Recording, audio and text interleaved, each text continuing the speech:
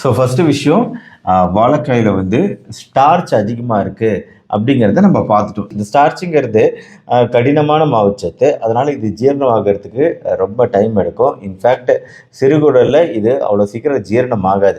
ஏன்னா இதில் நார்ச்சத்து மிக அதிகமாக இருக்குது, அதுவும் கரையாத நார்ச்சத்துக்கள்.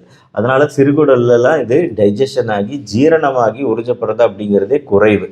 ஸோ நார்ச்சத்து அதிகமாக இருக்குது. ரெண்டாவது விஷயம், இதில் பெக்டின் அப்படிங்கிற ஒரு ஃபைபர், இதுவுமே நார்ச்சத்து தான். இந்த பெக்டின் அப்படிங்கிறது வாழைக்காயில் அதிகமாக இருக்குது. ஆனால் இந்த பெக்டின்ங்கிறது வாழைப்பழமாக மாறும்போது இந்த பெக்டின் போயிடும், கரைச்சி போயிடும், இருக்காது. ஆனால் வாழைக்காயில் தான் பெக்டின் இருக்கும். சரி, இந்த பெக்டின்னால என்ன டாக்டர் யூஸ் அப்படின்னு கேட்டிங்கன்னா, மெயினாக ரத்த சர்க்கரை அளவுகள் அப்படிங்கிறது கண்ட்ரோலில் இருக்கும். அதாவது குறையும் ஆக்சுவலாக இந்த வாழைக்காயில் இருக்க நார்ச்சத்துனால, பெக்டின்னால. இன்னொன்று நம்ம ஜீரண மண்டலத்துக்கும் நல்லது.